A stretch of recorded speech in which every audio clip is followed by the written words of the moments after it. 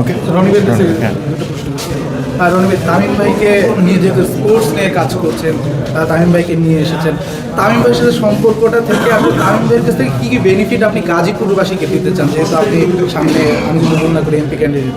As মানে তামিম যেরকম বললো যে ওর সাথে আমার সম্পর্ক অনেক দিনের এবং আমরা ক্রিকেটেও একসাথে কাজ করেছি। আমি নিজেও মানে আমার ক্লাব ছিল যেখানে আমি ক্লাব রান করেছি এবং অনেক প্লেয়ার এই ক্লাবের মাধ্যমে বেরিয়ে আসছে। কিন্তু আনফর্চুনেটলি গাজীপুরে আমাদের একজন ক্রীড়ামন্ত্রী ছিলেন, কিন্তু তারপরে গত 17 বছরে এই গাজীপুরের দুরবস্থা। এর আগে গাজীপুর থেকে কিন্তু ন্যাশনাল লেভেলে অনেক প্লেয়ার আমাদের বের হয়েছে ফুটবলে এবং অন্যান্য স্পোর্টসে, বাট গত 17-18 বছরে কিন্তু তেমন কোনো প্লেয়ার আমরা দেখছি না যে জাতীয় লেভেলে যাচ্ছে খেলছে।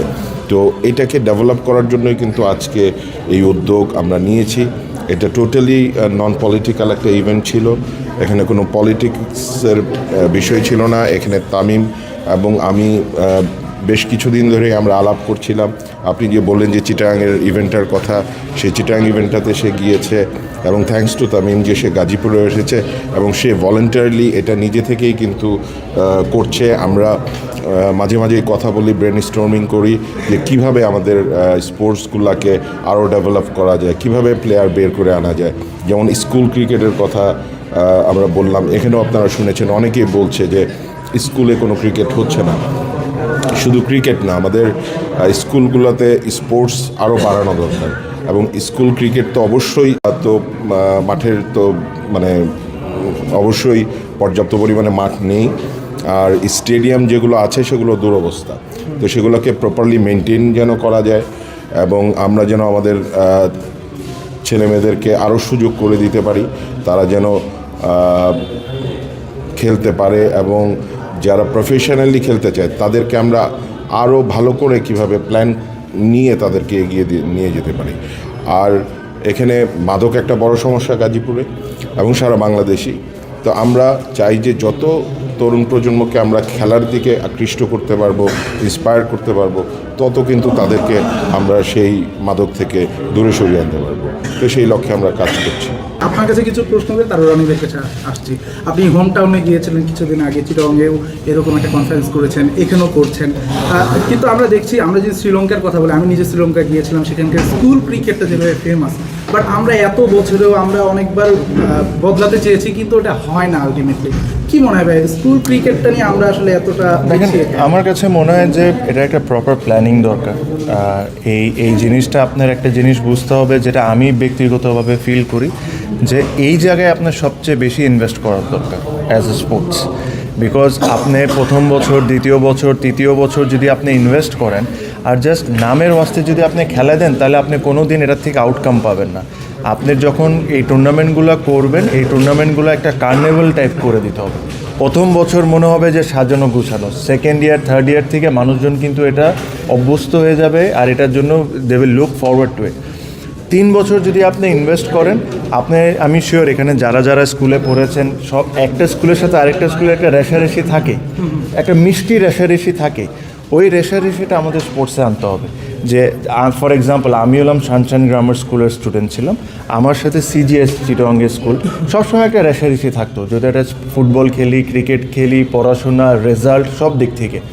ওই ভালো জিনিসটাকে আমাদের স্পোর্টসে ইউটিলাইজ করতে হবে, যে কেন সানশাইন জিততেছে না, বা কেন সিজিএস জিততেছে না, বা কেন অন্য স্কুলগুলো জিততেছে না। এই অ্যাটমসফিয়ারটা আমাদের ক্রিয়েট করতে হবে। এই অ্যাটমসফিয়ারটা ক্রিয়েট কীভাবে করবেন? আপনি হেভিলি ইনভেস্ট করতে হবে স্কুল ক্রিকেটে। আপনি প্রথম বছর হোক টাকা খরচ, সেকেন্ড বছর হোক, 3 বছর হোক, চতুর্থ বছর যায় কিন্তু স্কুলরা ইনভেস্ট করা শুরু করবে। আর আমি মনে করি যে this is the right plan, because এই একটা সেক্টর যে আমরা কিন্তু আনটাচড বলতে পারি। হ্যাঁ, নামের ওয়াস্তে খেলা হয়, খেলা যে হয় না আমি তা বলছি না, খেলা হয়, বাট খেলার মতো হইতে হবে। একটা কম্পিটিশন তৈরি করে দিতে হবে, যেখানে ভবিষ্যতে আপনি যদি শ্রীলঙ্কার কথা বলেন, আপনি শ্রীলঙ্কায় নিজে গিয়েছেন, যখন ওদের ফাইনাল খেলাটা হয় একটা কার্নিভাল টাইপের হয়ে যায় না, অলমোস্ট গভর্নমেন্ট হলিডে টাইপের হয়ে যায়।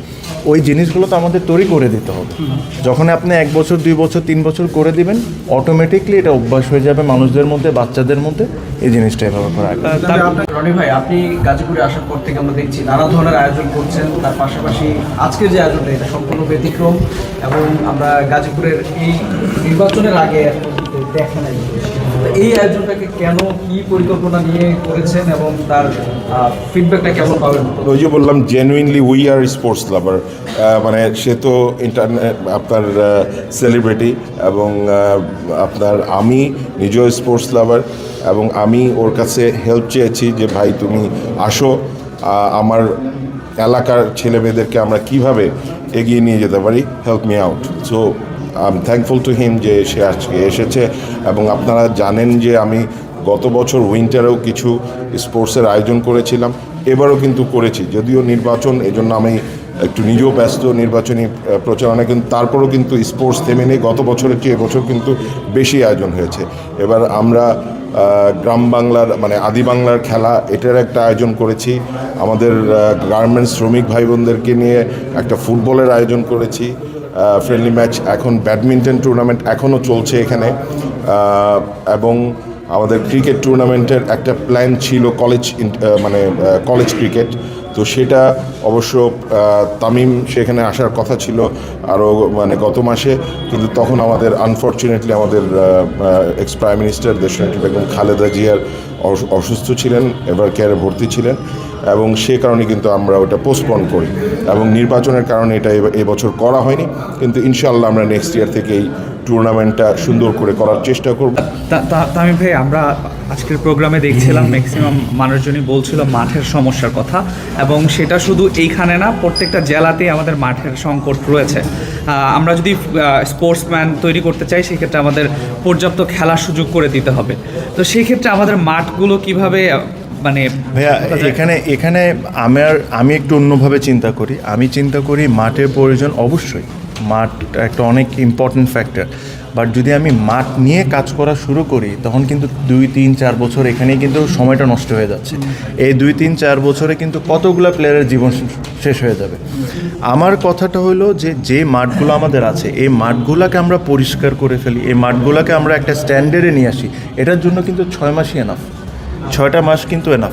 তো প্রথম এটা দিয়ে স্টার্ট করি। হ্যাঁ, অবশ্যই যদি গভর্নমেন্ট মনে করে, গভর্নমেন্টের কাছে I am sure enough fund থাকে, because sports is a very important factor of the country. ওরা ওনাদের মতো আলাদাভাবে এই মাঠগুলোর জন্য নতুন কেমনে মাঠ করা যায়, এটা পরিকল্পনা ওনারা করুক। বাট যে মাঠগুলো আছে, এই মাঠগুলোকে পরিষ্কার করা, আপনি একটু গাজীপুরের স্টেডিয়ামে যান, আমি রিকোয়েস্ট করব। আমি অল্প দেখেছি, কিছুক্ষণ 2-3 মিনিট, তা দেখে কিন্তু আপনি নিজের বাচ্চাকেও হয়তো বা পাঠাতে চাবেন না। তো এই জিনিস নিয়ে আজকে রনি ভাইয়ের সাথে আমার আলোচনা ছিল যে মাঠের মতো হবে, ফ্যাসিলিটিসের মতো বিল্ড হবে, কিন্তু যে জিনিসটা আমাদের আছে, এই জিনিসটাকে আমরা অ্যাটমসফিয়ারটা ভালো করে ফেলি। That is very important. আমরা সবসময় কি বড় লক্ষ্য করতে যাই, ছোট ছোট জিনিস মিস করি, আর এইসবের মিসের কারণে কোনো কিছুই হয় না। সো এটাই আমার লক্ষ্য, যে মাইক্রো প্রজেক্টগুলো ঠিক করি, মেগা প্রজেক্টগুলো যখন হওয়ার তখন হবে। সব ধরনের খেলার খবর পেতে সাবস্ক্রাইব করুন, সঙ্গে থাকুন খেলার পাতার।